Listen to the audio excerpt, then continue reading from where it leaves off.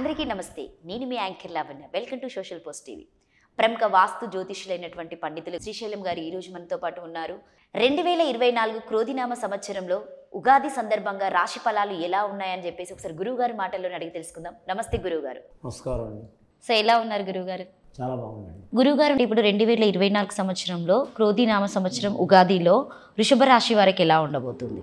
వృషభ రాశి వారి పేరు మీద 12వ రాశిలో 2వ రాశి వృషభ రాశి వారి జ్యోతిష బలం 2024 సంవత్సరం శ్రీ క్రోధినామ సంవత్సరం ఉగాది ఘడియల ఎలా ఉందో వారి జ్యోతిష బలం భూత భవిష్యత్తు వర్ధమానం ఎలా ఉందో మన జానకిని అడిగి చూద్దామండి. జానకి చూడు, వృషభ రాశి వారి జ్యోతిష్యం ఎలా ఉంది 2024 సంవత్సరం ఉగాది ఘడియ, అలాగే శ్రీ క్రోధినామ సంవత్సరం నూతన సంవత్సరం ఎలా ఉందో చూడు జానకి. వృషభ రాశి వారి జాతకం భూత భవిష్యత్తు వర్ధమానం యోగ బలం ఎలా ఉంది.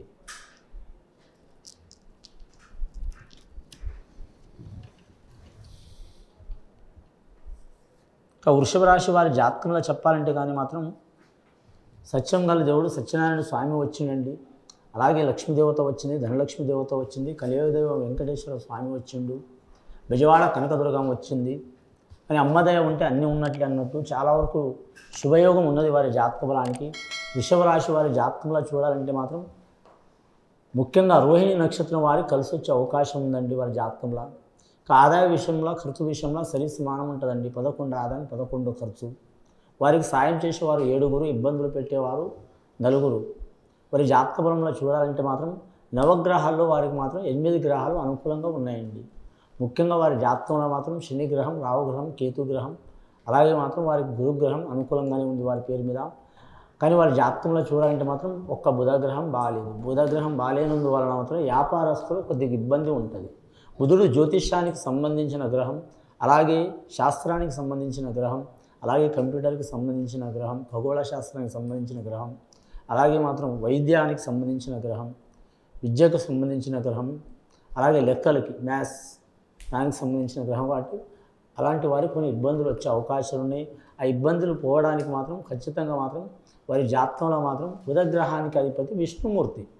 విష్ణుమూర్తిలో మాత్రం వెంకటేశ్వర స్వామి కూడా అవతారం కాబట్టి కలియుగ దైవం వెంకటేశ్వర స్వామిని ఆరాధన చేయటం చాలా వరకు కలిసి వచ్చే అవకాశం ఉందండి బుధగ్రహం బాగాలేనందువల్ల. అలాగే విద్యార్థులకు మాత్రం చాలా వరకు మాత్రం 80% కలిసి వచ్చే అవకాశం ఉంది వారి జాతక బలంలో. అందులో స్త్రీలకు బాలికలకు మాత్రం 90% కలిసి వస్తుందండి. ముఖ్యంగా మాత్రం వివాహ బలం మాత్రం అద్భుతమైన యోగ బలం ఉందండి. వృషభ రాశి వారి జాతకంలో ఎక్కువ శాతం ఇష్ట ప్రకారం కళ్యాణమయ్యే అవకాశాలు చాలా వరకు ఉన్నాయి వారి జాతక బలంలో. వైవాహిక జీవితంలో చిక్కులు చికాకులు ఉన్నవారు మాత్రం తప్పకుండా మాత్రం వారు రాజీ అయ్యే అవకాశం ఉంది, కలిసి నడిచే అవకాశం ఉంది. కోర్టు కేసులు చిక్కులు చికాకులు ఉన్నవారు కూడా తొలగిపోయే అవకాశాలు ఉన్నాయి. కలియుగ వెంకటేశ్వర స్వామిని దర్శనం చేయటం, అలాగే విజయవాడ కనకదుర్గమ్మని దర్శనం చేయటం, పూజ చేయటం, అలాగే సత్యనారాయణ స్వామిని పూజ చేయటం, లక్ష్మీదేవిని ఆరాధన చేయటం చాలా మంచిదండి. ఇవన్నీ ఒకటేసారి చేయాలని ఏం లేదండి. వారి టైంని బట్టి ఒక రోజులో 5 నిమిషాలు చేసినా పర్వాలేదు పూజ. గంటల తరబడి అసహనంతో మాత్రం చేయవద్దు. చేస్తే ఇబ్బందులు వచ్చే అవకాశాలు ఉన్నాయండి. ముఖ్యంగా వీరి జాతకంలో వ్యాపారస్తులు తప్పించి ఉద్యోగ కార్యంలో మాత్రం కలిసి వస్తుందండి. ఉద్యోగ బలంలో మాత్రం ఐఏఎస్ ఐపీఎస్ రంగం వారికి మాత్రం కలిసి వచ్చే అవకాశం ఉంటుంది. రెవెన్యూ రంగం వారికి ఇబ్బందులు వచ్చే అవకాశం ఉంటుంది. రవాణా రంగం, ఆర్టీసీ రంగం వారికి, రైల్వే రంగం వారికి ఇబ్బందులు తప్పవు. అని వీరి జాతక బలంలో చూడాలంటే మాత్రం ముఖ్యంగా బ్యాంక్ రంగం సంబంధించిన వారికి కూడా ఇబ్బందులు తప్పవు. వీరి జాతకంలో చూడాలంటే మాత్రం ధన విషయంలో మాత్రం ఎటుపోయిన వీరికి ధనం అందే అవకాశం ఉంది. ముఖ్యంగా వీరి జాతకంలో చూడాలంటే మాత్రం వీరి పేరు మీద చూడాలంటే మాత్రం సంతాన విషయంలో ఇబ్బందులు తప్పవండి. సంతాన విషయంలో ఎందుకు ఇబ్బందులు తప్పవంటే మాత్రం బుధగ్రహ యోగ బలం ఉంది, రెండవది నరఘోష ఎక్కువ ఉంది. కానీ మాత్రం దాని వలన ఇబ్బందులు వచ్చే అవకాశం ఉన్నదండి.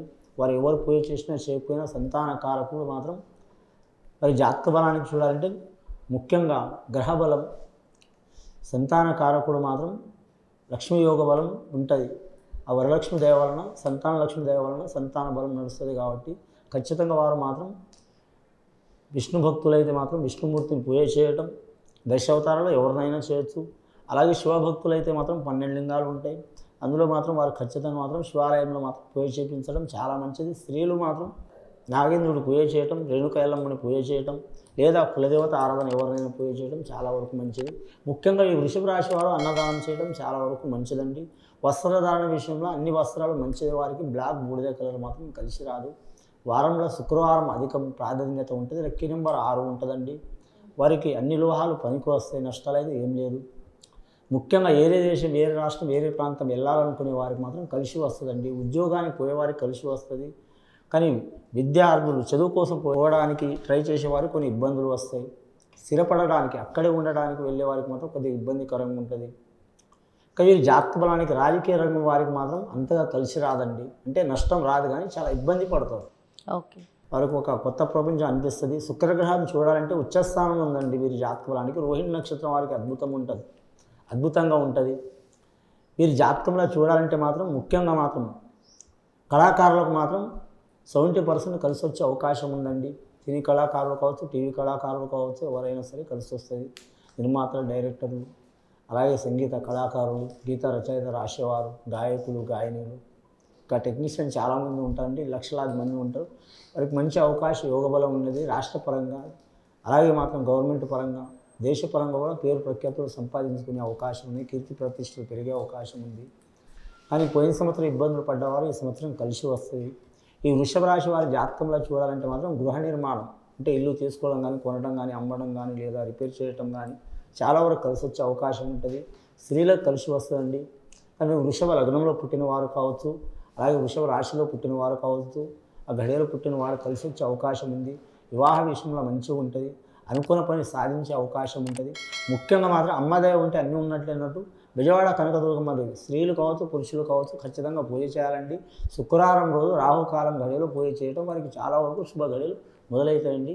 ఇది విని చూసి పాటించే వారికి, వృషభ రాశి వారికి చాలా వరకు శుభయోగాలు కలిసి వస్తాయండి. శుభం భూయాత్.